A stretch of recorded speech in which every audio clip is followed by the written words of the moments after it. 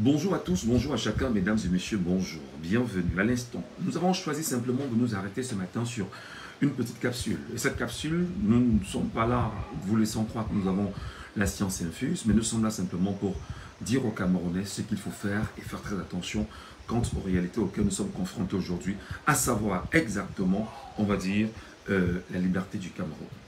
Je voudrais avant toute chose saluer les nombreux Camerounais qui pour la première fois regardent ma page. Je suis sur Facebook, je m'appelle Michel Ngachou, je suis journaliste camerounais, je suis animateur de radio et télévision et je suis organisateur événementiel. Mais aujourd'hui, avec on va dire l'engagement qui nous anime, nous comprenons fondamentalement qu'il faut se mettre vraiment dans un rôle souverainiste en vue, bien évidemment, d'obtenir ce qu'on appelle l'indépendance réelle totale de notre pays, le Cameroun. Le Cameroun est un pays connu de tout le monde, qui aujourd'hui, au cœur de l'Afrique centrale, est reconnu un tout petit peu comme le poumon économique et tout ce qu'on peut connaître. Le Cameroun, d'ailleurs, qui fait partie des pays les plus riches du continent, encore qui n'est pas encore exploité jusqu'à aujourd'hui. Beaucoup de personnes ont quelquefois regardé le Cameroun comme étant la chasse gardée, on va dire, de la France ou encore de tous ceux et celles qui tournent autour, bien évidemment, des richesses camerounaises. Et nous avons l'obligation, nous avons l'exigence, nous avons le devoir de mémoire de dire aux compatriotes de faire très attention à ce qui est en train de se passer autour de nous. Des questions de division aujourd'hui au Cameroun sont des questions, mais alors bien élaborées, mais qui trouvent des sources au cœur de la présence française et même de la présence anglaise au Cameroun, au cœur, on va dire, des années de la colonisation. Mais avant, les Français, les Allemands étaient là et avaient déjà à un moment donné brandi le spectre d'une division, d'une volonté de décimer certains peuples du Cameroun. Et il fallait mettre en place un logiciel qui était tel que il y avait des peuples qui étaient rebelles, il y avait des peuples sur qui on ne pouvait pas compter, il y avait des peuples qui n'écoutaient pas, il y avait des peuples sur qui on ne pouvait pas avoir une certaine mainmise. Et aujourd'hui, effectivement, lorsqu'ils arrivent, ils se rendent compte qu'il y a des peuples qui sont très avancés, ils se rendent compte qu'il y a des peuples qui comprennent probablement un certain nombre de réalités, mais qui ont une anthropologie, qui ont une sociologie, qui ont la capacité de pouvoir revoir leur histoire sur, on va dire, 10 à 10 générations, alors on comprend fondamentalement que ces peuples-là savent exactement ce qu'ils veulent. Et dans cette gouverne,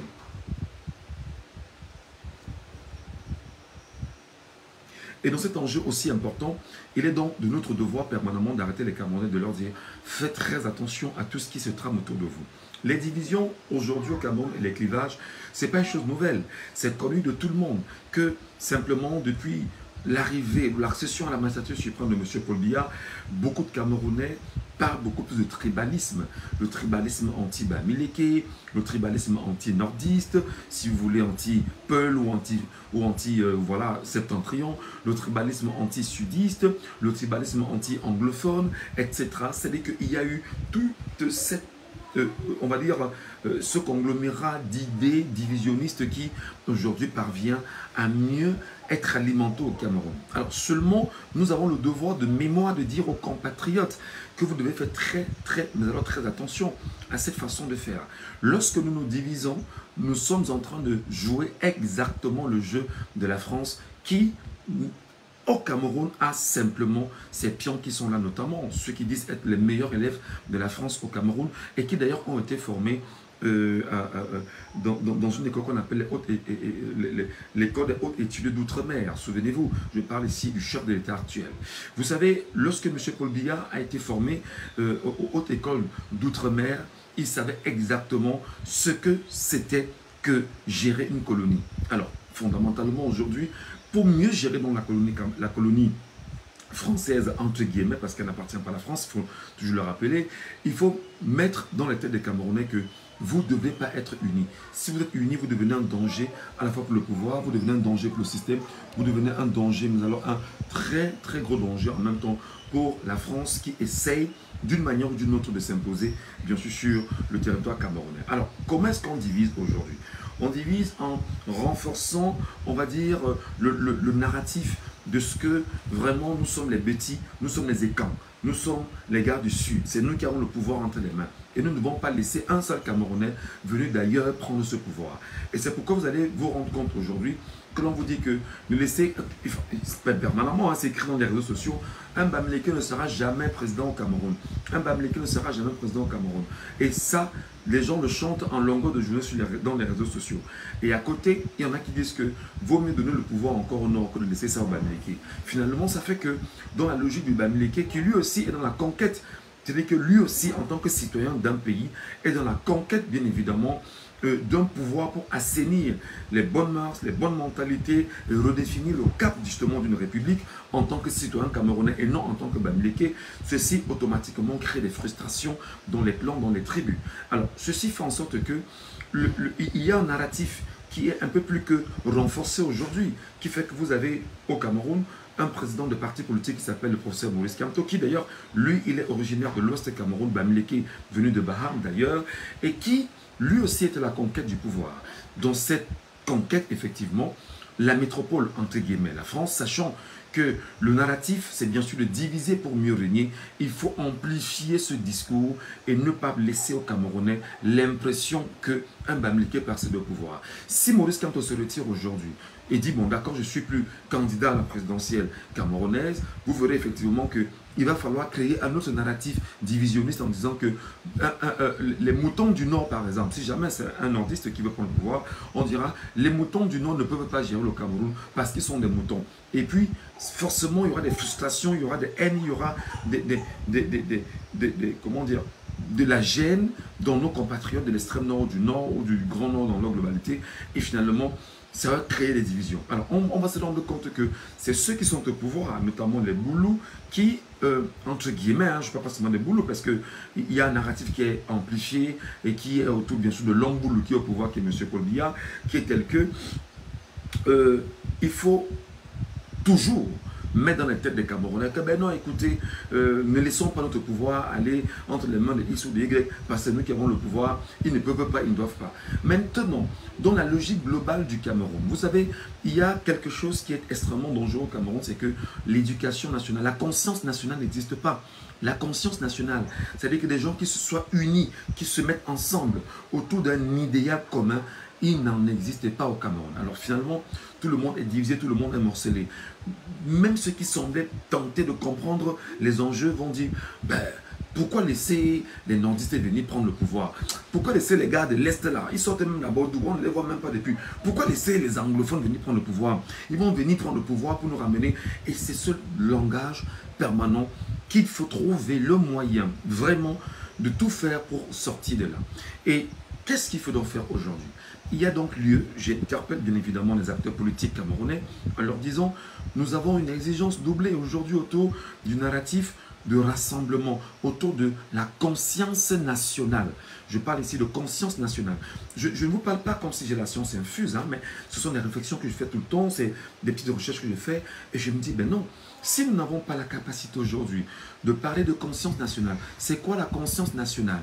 Il y a un problème national, que tous les Camerounais de façon nationale devraient avoir la même configuration sur le problème en disant, voici notre problème et nous devons ensemble nous unir pour résoudre ce problème. Et ce problème, effectivement, n'est pas les clivages politiques que nous avons aujourd'hui.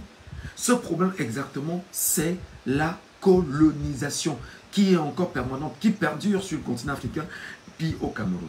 Je voudrais peut-être dans cette explication, vraiment, je vais dire mitigée, avec mes petites connaissances, que je suis en train de faire à mon peuple camerounais ce matin en disant, peuple camerounais, réveille-toi parce qu'en fait, on te tient permanemment captif, on fait de toi un esclave.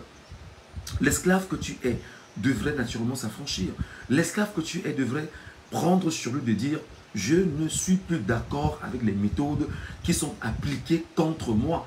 Je ne suis plus d'accord avec, je vais dire, le narratif qui voudrait que nous reconnaissons seulement que la seule personne capable de gérer le Cameroun s'appelle M. Paul Biya. Après avoir fait 43 ans de règne, il va probablement reprendre le pouvoir en 2025 pour peut-être le gérer encore pendant 7 ans, où il aura 99 ans d'âge. Non, il faudrait que le peuple camerounais comprenne fondamentalement que M. Paul Biya, président de la République du Cameroun, est un élève de la France.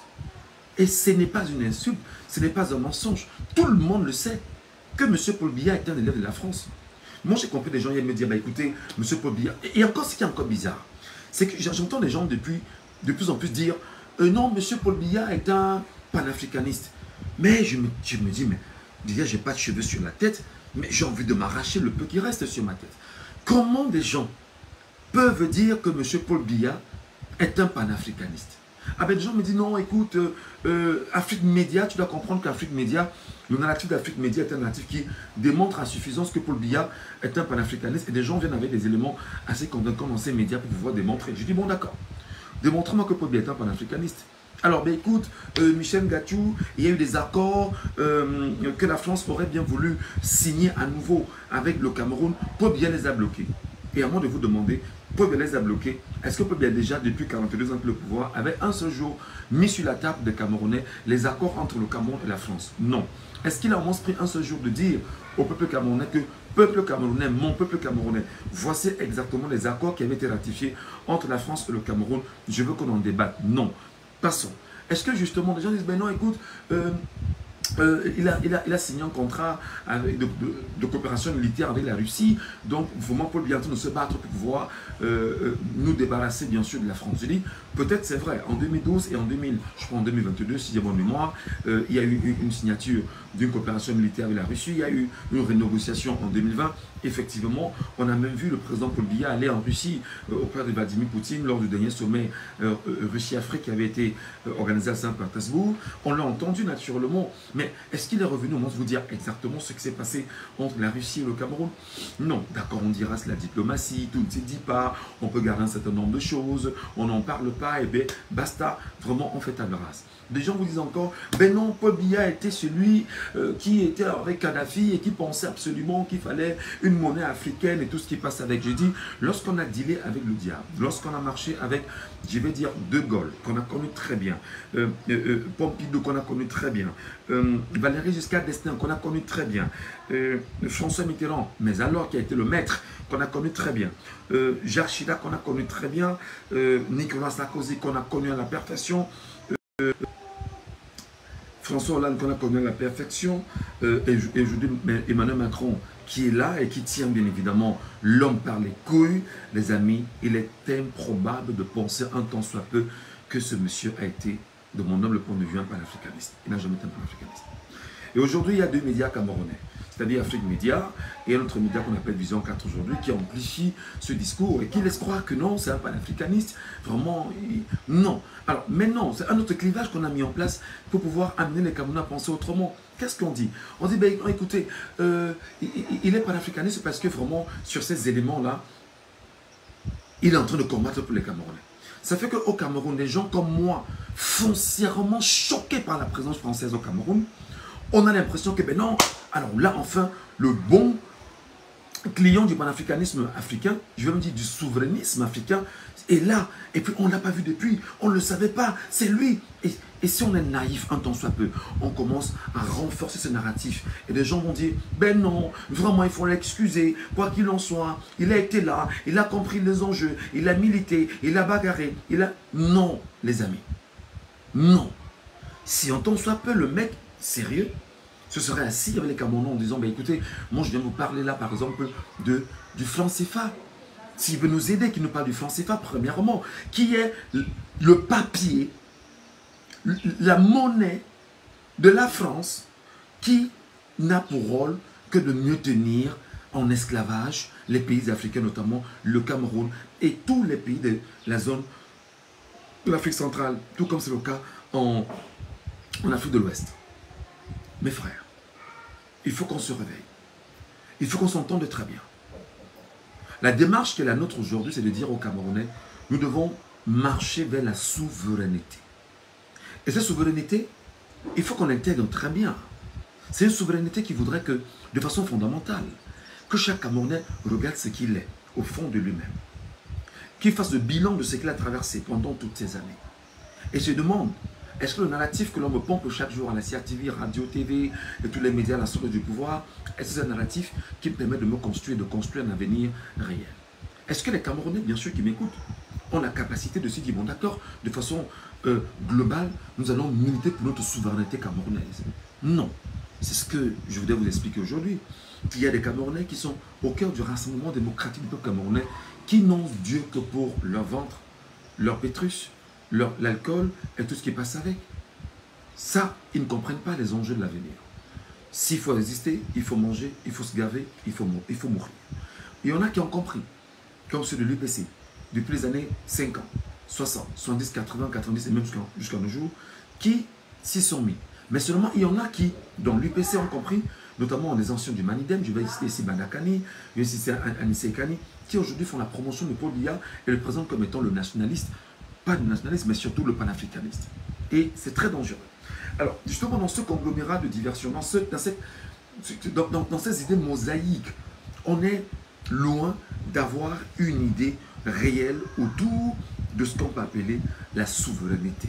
C'est pourquoi je pense que, de façon réelle, il devrait avoir la naissance d'un nouveau parti politique au Cameroun, ou du moins l'un des partis politiques aujourd'hui qui est celui qu'on appelle le mouvement pour la renaissance du Cameroun, devrait, de mon humble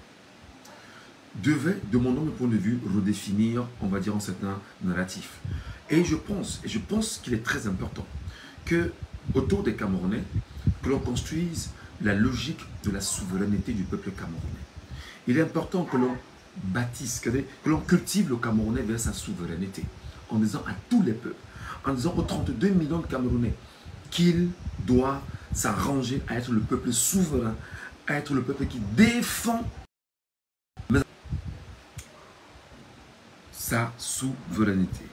Alors, c'est ce que je tenais simplement à vous dire, madame, messieurs, tout en espérant que la réflexion telle que je l'ai bâtie ce matin, si jamais des gens me dire, je reste ouvert, j'essaie de lire permanemment, j'essaie d'écouter, j'essaie de voir, j'essaie d'analyser globalement l'environnement politique dans lequel je suis, et je pense qu'il est toujours important de partager cela avec des compatriotes camerounais. Mais je retiens qu'il faut aller vers la souveraineté du peuple camerounais. Il faut que nous parlons souveraineté. Et pour parler souveraineté, je pense qu'il est important que le narratif de la souveraineté soit construit dans toutes les mémoires camerounaises aujourd'hui.